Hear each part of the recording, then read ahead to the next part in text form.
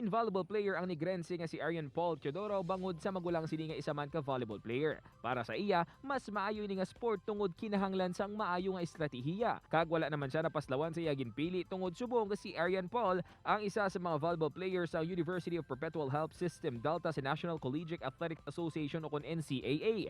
Ang naluyagan sini sa eskwelahan amo ang fighting spirit gani isang nakakuha sang oportunidad ini ang iya ginpili nga itrahan.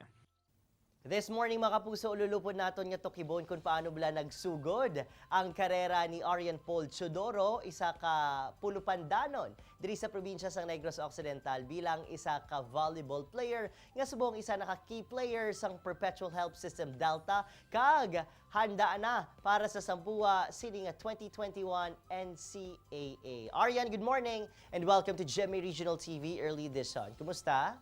Mayong agaman, Sir Adrian. Arian, kamusta na? Mayo man, ang busy sa online class kag online training namon. Bao online class kag online training pagid. I would want to know paano mo man gina-manage ang imong tiyempo man bilang estudyante kag bilang isa ka atleta. Bali, sir, kung aga, klase namon, kag every sa gabi lang kami ga training, schedule lang sang coach namon kung sano kami nga wala na klase amo na pag-training namon. Gusto ko mahibaluan Arian sang sano nagsugod ang imo love for sports. Ilabi na gid sa imo nga pinalangga nga volleyball. Abi istoryahe kami a little throwback anay this time. Go ahead.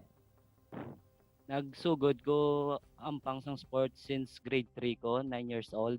Pero first love ko gid nga sports, sir, ang basketball. Pero one time sa school namon sang elementary ko nakita ko mga players sa volleyball kag magulang ko player din sang volleyball nga ga-represent sang school namon.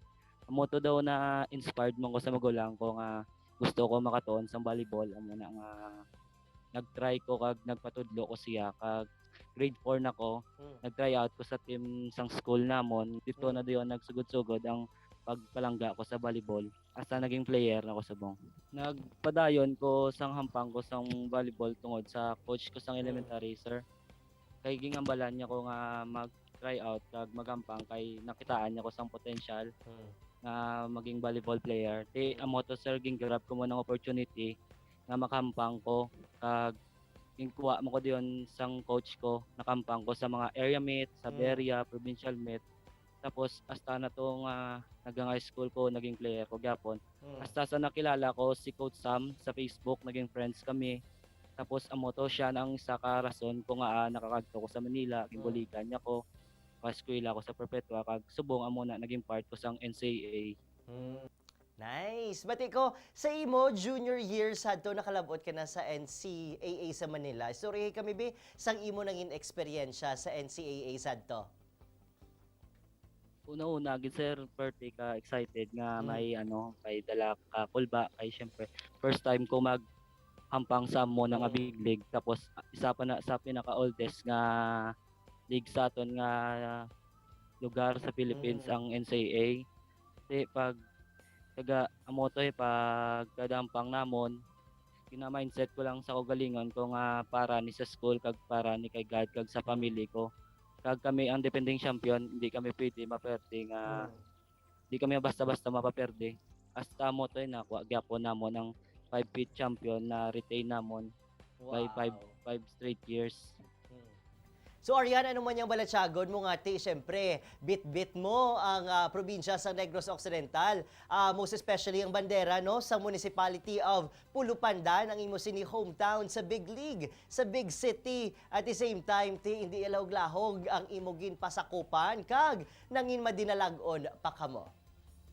Syempre, very proud ko, sir, kay nadala ko ang hometown ko nga Pulupandan kag ang lugar man naton nga Negros.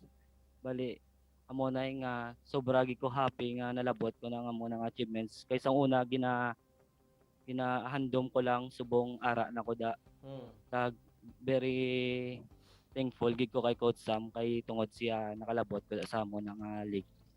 Yan, balikan ta lang, no? Ano man ang mga na-achieve mo sadto sa NCAA Juniors category? Ano man nagkainlain nga mga nadagaan sa inyo nga grupo, sa inyo nga team?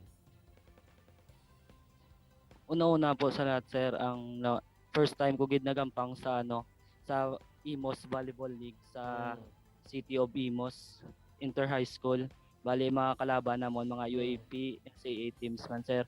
Kami nagdaog sir na sweep man namon ang elimination at saka sa finals kami nagdala sang first ever nga champion sang Imos Volleyball League nga inter school. Tapos may second league kami nga ginaentrahan nga LSMS bali League of Southern Manila Schools. Tapos kami po nagdaog na sweep man namon ang elimination through finals. Naging 5-pit kami to sir. 5-pit kami sa LSMS na sir. Arian, lastly, anong mensahe mo sa atong mga kapuso diri sa Western Visayas sila binagid sa mga young people, no? Mga pamatanon kaya gusto man i-pursue ang ilahandom nga kaangay mo mangin isa ka atleta.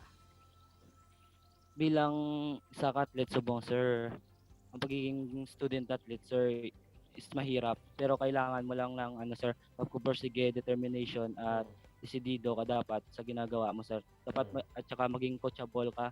Dapat marunong ka sumunod sa lahat ng sinasabi ng coach mo sa'yo. Huwag ka dapat matigas yung ulo, sir. Sa mga bata naman, sir, kung gusto nyo talagang maglaro at saka maabot yung pangarap nyo, work hard lang. Arian, madamong salamat. Good morning. God bless you. Good luck sa aton nga NCAA 2021. Thank you, sir. Sa mga kapuso naton da nga gusto mangin atleta o kon mangin volleyball player kaangay ni Arian. Hugot nga pagtuo kag syempre dedikasyon agod matuman ang inyo nga mga handom. Said Adrian, kung nagabiya man diri sa aton Leon ang aton mga atleta hindi butlingon nga mahina ang aton sports program. Isa kaning Western Visayas sa mga powerhouse regions kung sports ang istoryan.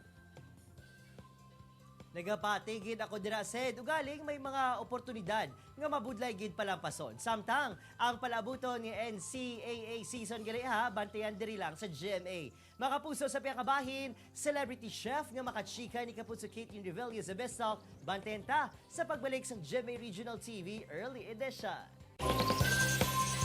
Ini ang GMA Regional TV Early Edition.